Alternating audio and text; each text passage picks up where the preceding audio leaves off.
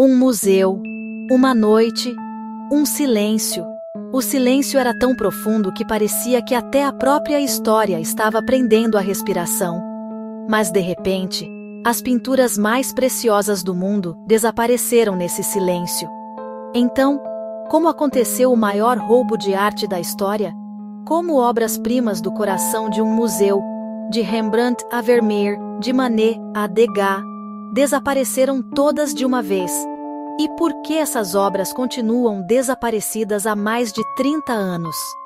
Naquela noite, as paredes de segurança do museu colapsaram diante do patrimônio compartilhado da humanidade, restando apenas molduras vazias e perguntas silenciosas. O início do silêncio, 18 de março de 1990. O Isabella Stewart Gardner Museum, em Boston, acordou para a manhã mais sombria de sua história. Em 18 de março de 1990, 2 homens disfarçados de policiais entraram no museu nas primeiras horas da manhã. Os seguranças os deixaram entrar, porque seus documentos falsos pareciam reais. Minutos depois, tudo mudou. Os guardas foram amarrados, os alarmes silenciados. E um dos maiores roubos de arte da história começou.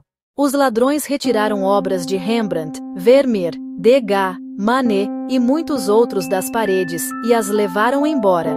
Ao todo, 13 obras de arte foram roubadas. Na época, seu valor era cerca de 200 milhões.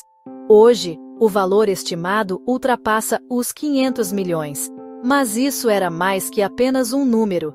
Era um pedaço arrancado do coração da história da arte. Entre as obras roubadas naquela noite, estava A Tempestade no Mar da Galileia, a obra-prima de Rembrandt, o único paisagem marítima conhecido do artista.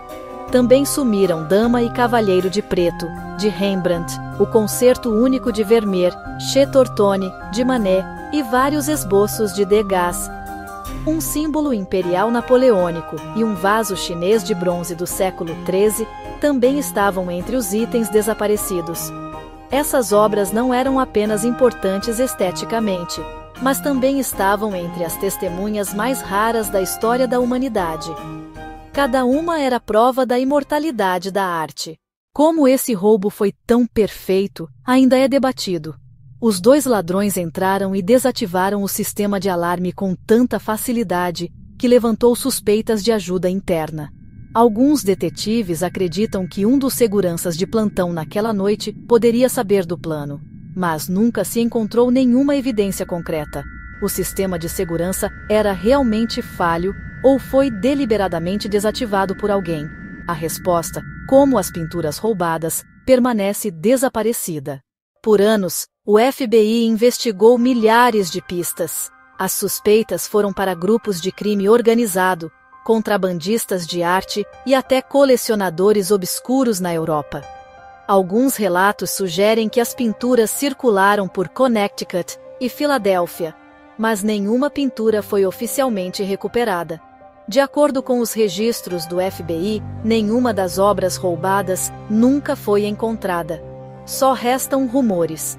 Alguns dizem que as pinturas estão penduradas em uma parede privada de um colecionador rico e sombrio.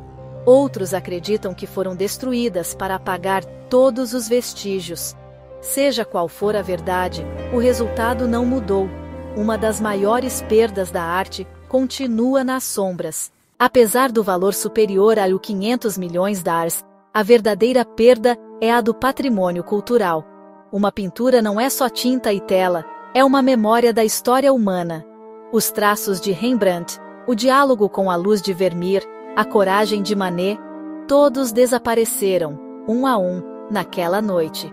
O Gardner Museum decidiu deixar os lugares das obras roubadas vazios. Essas molduras vazias simbolizavam não só a perda, mas também uma espécie de vergonha. Cada visitante olhando para aquelas paredes fazia a mesma pergunta: onde estão essas pinturas? E talvez a resposta a essa pergunta esteja enterrada na história para nunca ser dada. Motivação: dinheiro ou algo mais? Muitas teorias sugerem que esse roubo não foi apenas motivado financeiramente. Alguns especialistas em crimes de arte dizem que poderia haver uma razão mais profunda: possuir arte como símbolo de poder. Talvez as obras roubadas não adornem a parede de um colecionador, mas sim seu ego. Alguns especulam que o roubo foi facilitado por um vazamento de informações de dentro do museu, ou até planejado como espécie de vingança. No entanto, nenhuma teoria explicou totalmente aquela noite. Nos 35 anos desde então, o Gardner Museum ainda vive sob a sombra desse mistério. Nem mesmo as reaberturas ocasionais do caso pelo FBI, entrevistas na mídia, ou a recompensa de os 10 milhões de dólares do museu, quebraram o silêncio. Cada nova pista leva a outro beco sem saída. Ainda assim, o museu nunca removeu essas molduras silenciosas. Porque a vontade de Gardner era clara: nada será mudado. Assim, cada pintura desaparecida ainda ecoa sua ausência na parede. Se fossem encontradas... Imagine por um momento, se essas pinturas fossem recuperadas, seria possível exibi-las novamente? Especialistas dizem que obras mantidas escondidas por anos podem ter sido seriamente danificadas por alterações de luz, umidade e temperatura. Algumas peças poderiam ser salvas, outras nunca retornariam ao seu estado original.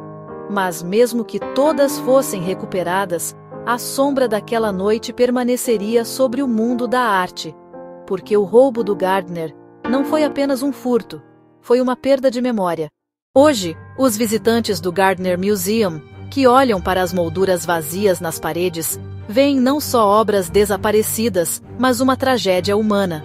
Essas molduras simbolizam que o conceito de segurança e a crença na santidade da arte já não são mais os mesmos.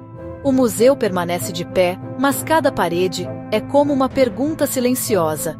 Quando uma obra de arte é roubada, é só o quadro que se perde ou também parte da humanidade?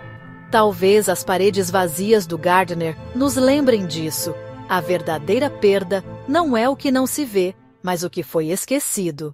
Se quiser ver mais conteúdo como esse, não esqueça de curtir o vídeo, se inscrever no canal e compartilhar seus pensamentos nos comentários.